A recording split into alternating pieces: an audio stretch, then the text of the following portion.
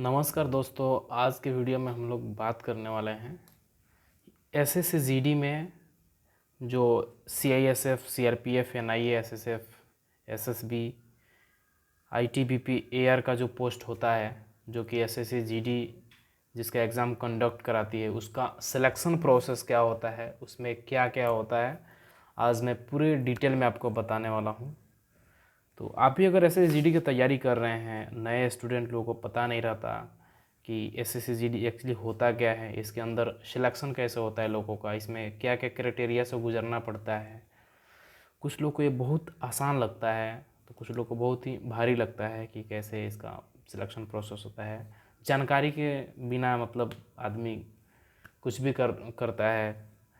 Return की तैयारी करता है तो रनिंग के लिए नहीं जाएगा।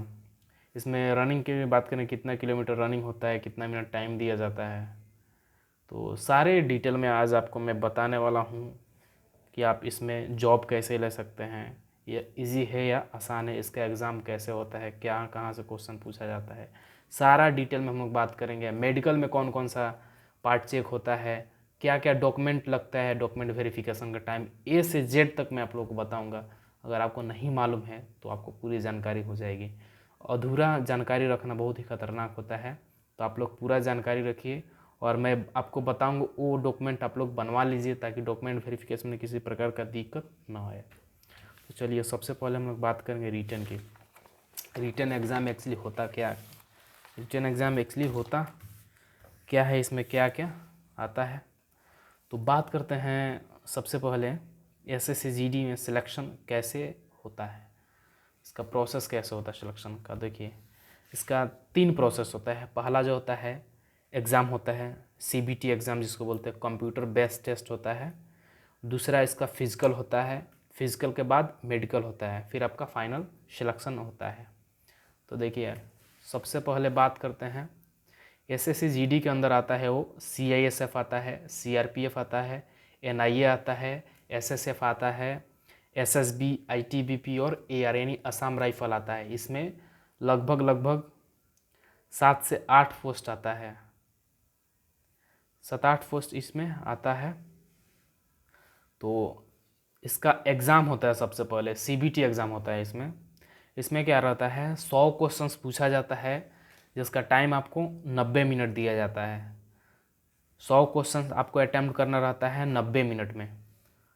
पहला जो है 25 क्वेश्चन मैथ का पूछा जाता है, 25 क्वेश्चन रीजनिंग का पूछा जाता है और 25 क्वेश्चन हिंदी का और 25 question GK GS current affair से पूछा जाता है।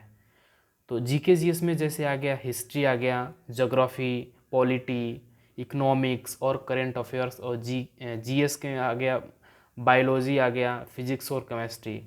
इतना चीज़ को मिलाकर जीके और जीएस से 25 क्वेश्चंस पूछा जाता है।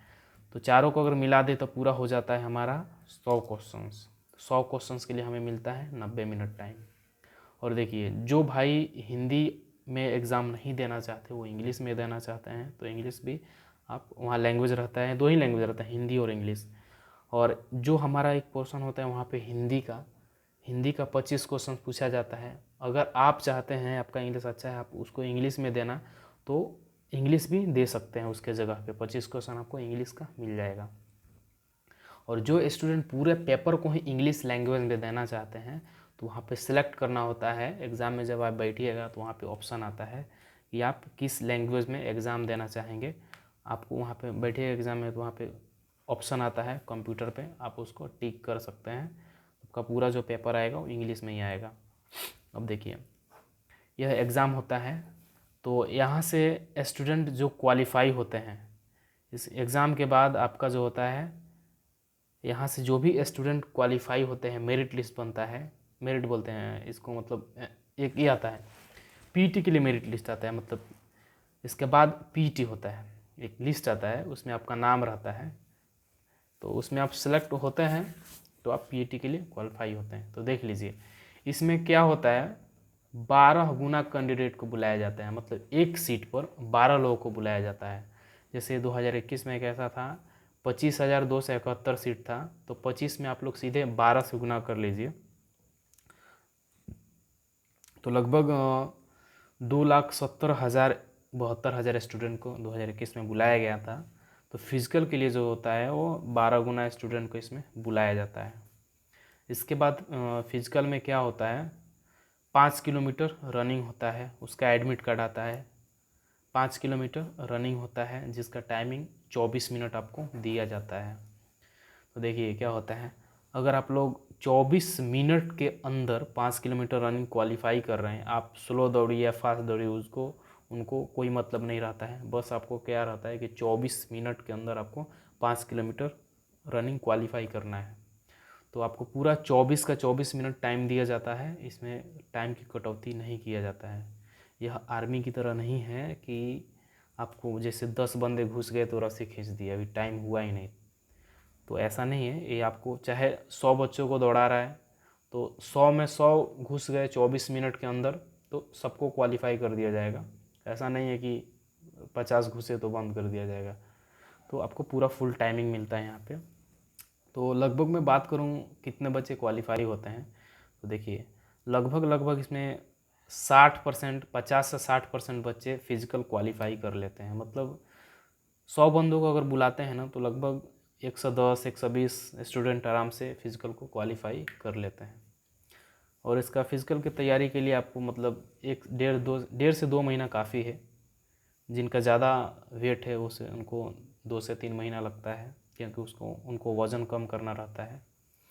और जो स्टूडेंट फिज़िकल क्वालिफाई कर लेते हैं वो डीएमई के लिए जाते हैं, वो डीएमई के लिए शॉर्ट लिस्टेड होते हैं। तो इसमें से भी कौन शॉर्ट लिस्टेड होता है, इसमें से भी आपका मेरिट लगेगा डीएमई के लिए, आपका कट ऑफ बन के आएगा डीएमई के लिए। तो डीएमई में आपका 3 गुना स्टूडेंट को बुलाया जाता है, तो एक सीट पे 3 लोगों को बुलाया जाता है डिटेल मेडिकल एग्जामिनेशन की, और उसमें ही डॉक्यूमेंट वेरिफिकेशन होता है। तो फिज़िकल में 12 गुना, और फिर वहाँ पे कट ऑफ बनता है आपका। अगर आपका कट नंबर कट ऑफ से बहुत नीचे है तो आप नीचे हैं तो आप डीएमई के लिए शॉर्ट लिस्टेड नहीं होइएगा। वहाँ पर भी बच्चे लोग छांटा जाता है कट ऑफ के अनुसार, नंबर के अनुसार। डीएमई में 3 गुना स्टूडेंट को बुलाया जाता है, जितना वैकेंसी होगा उसके 3 गुना स्टूडेंट को बुलाया जाएगा। जैसे वैकेंसी 25,000 है तो 75,000 स्टूडेंट को बुलाया जाएगा डिटेल मेडिकल एग्जामिनेशन के लिए। तो इसमें बात करते हैं, इसमें 2 क्राइटेरिया होता है। एक होता है सबसे पहले डॉक्यूमेंट वेरिफिकेशन होगा, यहाँ पर भी आपका एडमिट कार्ड आएगा, रिटन एग्ज़ाम में भी एडमिट कार्ड आएगा, फिजिकल एग्ज़ाम में भी एडमिट कार्ड आएगा, और डीएमई यानी मेडिकल एग्ज़ाम में भी आपका एडमिट कार्ड आएगा। और डॉक्यूमेंट वेरिफिकेशन सबसे पहले मेडिकल में आप लोग जाइएगा तो आपका डॉक्यूमेंट वेरिफिकेशन होता है। डॉक्यूमेंट में आपका लगेगा 10th का मार्कशीट और उसका पासिंग सर्टिफिकेट, बस इतना ही लगता है। अगर आप 12th लेवल पे फॉर्म भर रहे हैं तो आपको 10th का मार्कशीट, पासिंग सर्टिफिकेट साथ में, प्लस 12th का मार्कशीट और पासिंग सर्टिफिकेट साथ में लगेगा। और ये जो वैकेंसी है मैं आप लोग को बता दूं 10th बेस पे है, लेकिन इसका क्वेश्चन थोड़ा टॉप पूछा जाता है, उतना भी टॉप नहीं रहता है, नॉर्मल रहता है। तो डॉक्यूमेंट के बारे में मैं बता दूं, डॉक्यूमेंट वेरिफिकेशन का टाइम आपका लगेगा 10th का मार्कशीट और उसका पासिंग सर्टिफिकेट। अगर आप फॉर्म भरते टाइम 12th पे क्लिक किए हैं तो आपको 12th का मार्कशीट और उसका पासिंग सर्टिफिकेट 2 साल के बाद आता है, उसको बोलते हैं पासिंग सर्टिफिकेट। अगला जो आपका डॉक्यूमेंट लगेगा वो रेसिडेंशियल सर्टिफिकेट लगेगा, जो कि स्टेट गवर्नमेंट का होना चाहिए। आप जिस स्टेट से हैं उसका स्टेट गवर्नमेंट का रेसिडेंशियल यानी निवास प्रमाण पत्र बनवा लीजिएगा, वो 1 साल के लिए वैलिड रहता है। उसके बाद बात करते हैं कास्ट सर्टिफिकेट। जो कैंडिडेट ओबीसी, एससी, एसटी और ईडब्ल्यूएस, ज़्यादातर मतलब ओबीसी, एसटी, एससी 3 लोग अपना कास्ट सर्टिफिकेट बनवा लीजिएगा, जो कि सेंट्रल का होना चाहिए, सेंट्रल का, और डीएम लेवल तक होना चाहिए। ठीक है, इतना लोग क्या करता है सीओ लेवल का बनवा लेता है, फिर एसडीओ लेवल तक बनवा कर छोड़ देता है, वो समझता है कि हो गया, लेकिन नहीं, एसडीओ लेवल तक कहीं कहीं चल जाता है। जैसे मेरे सेंटर पे खुद चल गया था, लेकिन मैं बोलूँगा आप डीएम लेवल तक बना लीजिएगा। सबसे पहले बता देता हूँ कैसे बनता है कास्ट सर्टिफिकेट। सबसे पहले आपको सीओ लेवल का अप्लाई करना पड़ेगा। सीओ लेवल के बाद आपको एसडीएम लेवल के लिए अप्लाई करना पड़ेगा। फिर एसडीएम लेवल का जब बन जाएगा तो उसके बाद आपको डीएम लेवल का अप्लाई करना पड़ेगा। तो ये हो गया कास्ट सर्टिफिकेट। वैसे भी आप ईडब्ल्यूएस हैं तो ईडब्ल्यूएस आप लोग बनवा लीजिएगा। इसके बाद लगता है एनेक्सर। जब आपका वैकेंसी आता है तो वहाँ पे ये रहता है, एक पेज पे कुछ एनेक्सर दिया रहता है, एनेक्सर 6 करके रहता है ओबीसी के लिए, और एनेक्सर 5 SC/ST के लिए रहता है। तो उस पेज का आप लोग प्रिंट करा लीजिएगा और उसको लेकर अपने सीईओ के ऑफिस में जाइएगा, जहां आपका सीईओ या तहसीलदार बैठते हैं, वहां पे आपको लेकर जाना है। और उससे पहले अपना जो एक ऑनलाइन कास्ट सर्टिफिकेट बनवाए हैं इसको लेकर जाइएगा, और एनेक्सर का प्रिंट आउट निकलवा कर तहसीलदार के पास जाना है या सीईओ के पास जाना है, बोलना है कि मुझे एनेक्सर सर्टिफिकेट बनवाना है, और वो आपको दिखाना है मुझे इस फॉर्मेट में बनवाना है। तो वहाँ पे वो अपना साइन मोहर वगैरह करके दे देंगे या दे देंगे, जो भी रहेगा। एक्चुअली मेरे में जो है सीईओ जुबली रानी करके है, तो लेडीज़ हैं, इसलिए मैं उनको लेडीज़ के अनुसार बताया आप लोगों को। तो एनेक्सर वहाँ से बन जाएगा। फिर आपको एसडीएम ऑफिस में जमा करना पड़ेगा, वहाँ पे एक लेटर लिखना पड़ेगा। उसके बाद वहाँ बन जाएगा तो फिर आपको डिस्ट्रिक्ट में अपने जाना है, वहाँ पर लेकर फिर वहाँ पे आपको एप्लीकेशन लिखना है और जमा करना है। फिर वहाँ से साइन मोहर करके आपको मिल जाएगा फाइनली, तो एनेक्सर हो गया हो। उसके बाद आपका लगता है आधार कार्ड लगता है। और इतना जो भी ये डॉक्यूमेंट मैंने बताया, इतना आप पूरा बनवा लीजिएगा। और इसका 2-2 कॉपी जेरॉक्स लगता है और 2 फ़ोटो लगता है। तो 2-2 कॉपी इसका जेरॉक्स करा लीजिएगा और 2 फ़ोटो आप रख लीजिएगा, 2-4 जो भी हो बनवा कर। 2 ही फ़ोटो एक्चुअली लगता है। और हाँ, दूसरा चीज़ यह है डॉक्यूमेंट वेरिफिकेशन का टाइम, आपका जो ये है नाम है वो आपका पूरे जो सर्टिफिकेट है 10th का सर्टिफिकेट से 12th का सर्टिफिकेट पर मैच करना चाहिए, आधार कार्ड पर मैच करना चाहिए। नाम और डेट ऑफ बर्थ, पिता का नाम जो भी है एक होना चाहिए। रेसिडेंशियल का सर्टिफिकेट पर मैच होना चाहिए। कास्ट सर्टिफिकेट बनवाइएगा उस पर मैच होना चाहिए आपका नाम, पिता का नाम और डेट ऑफ बर्थ। उसके अगले दिन सेकेंड आपका स्टेप है डीएमई के दिन। उसके बाद जो होता है पहले दिन डॉक्यूमेंट वेरिफिकेशन हो जाता है, और किसी किसी सेंटर पर पहले दिन ही सब कुछ हो जाता है। पहले डॉक्यूमेंट वेरिफिकेशन हो जाएगा, फिर उसी दिन मेडिकल हो जाएगा। लेकिन किसी किसी सेंटर पर, जैसे इस साल बात करें तो पहले दिन डॉक्यूमेंट वेरिफिकेशन और अगले दिन मेडिकल एग्जामिनेशन हुआ। तो देखिए डॉक्यूमेंट वेरिफिकेशन के बाद जो होता है वो डिटेल मेडिकल टेस्ट होता है।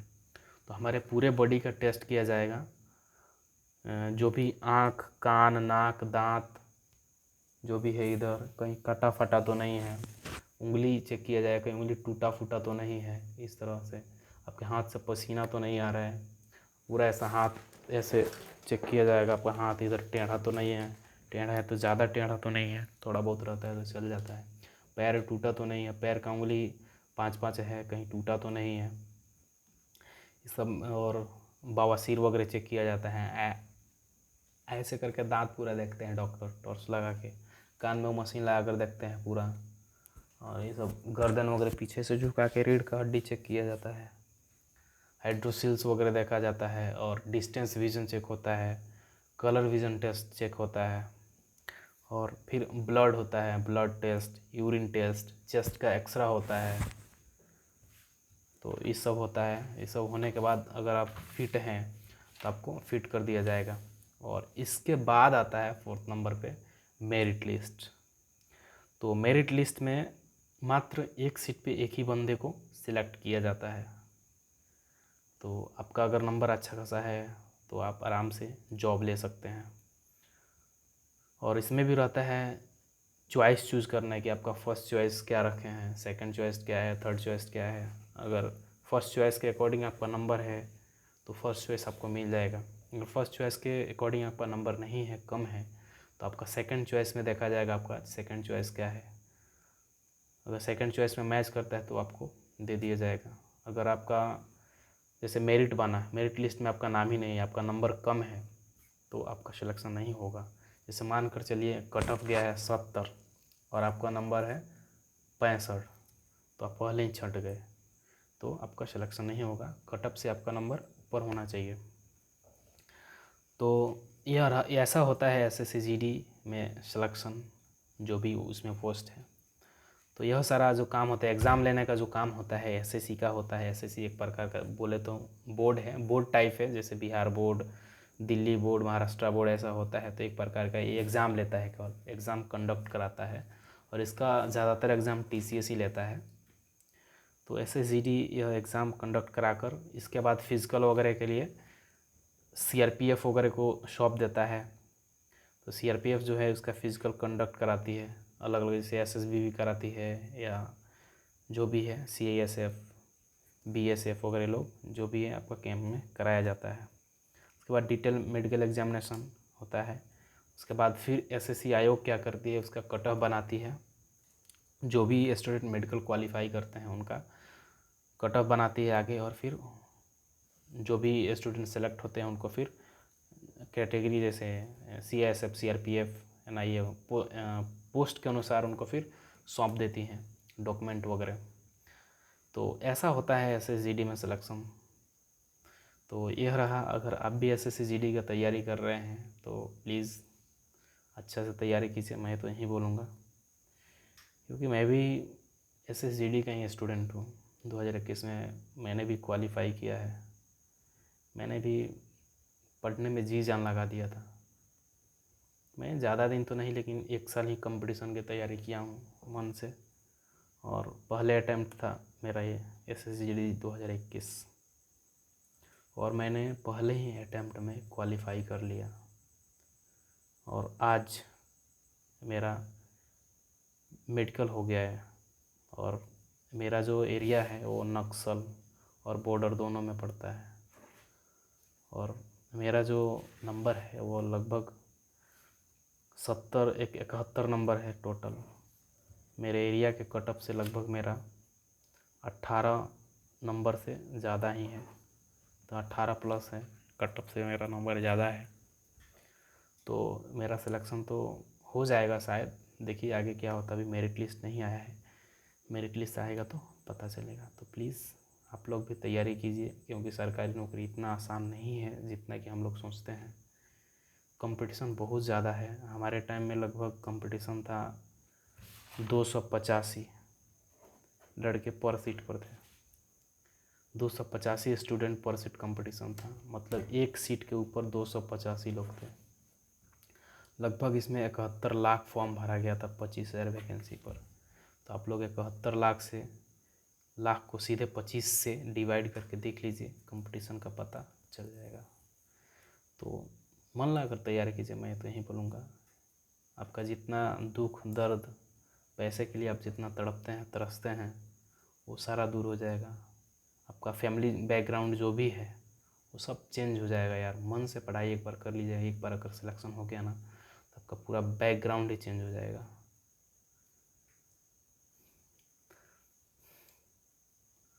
आपको सब लोग रेस्पेक्ट देंगे, ठीक है।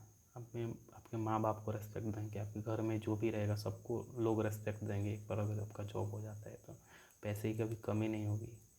अच्छे घर में शादी हो जाएगी, सब कुछ हो जाएगा, यानी सब कुछ मिल जाएगा। एक बार अगर सरकारी नौकरी मिल गई तो सब कुछ मिल जाएगा।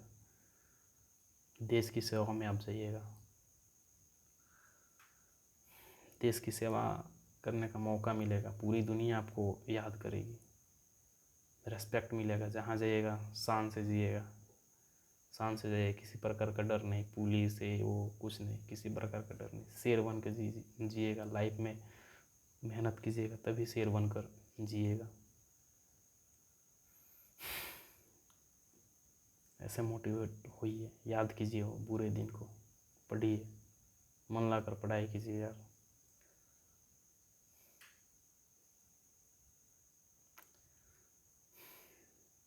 ठीक है, फिर बात करेंगे किसी और वीडियो में। बहुत रात हो गई है, मुझे भी सोना है। तो चलिए फिर मिलेंगे नेक्स्ट वीडियो में फिर, कि अच्छे से मैं आप लोगों को एक्सप्लेन करके बताऊंगा।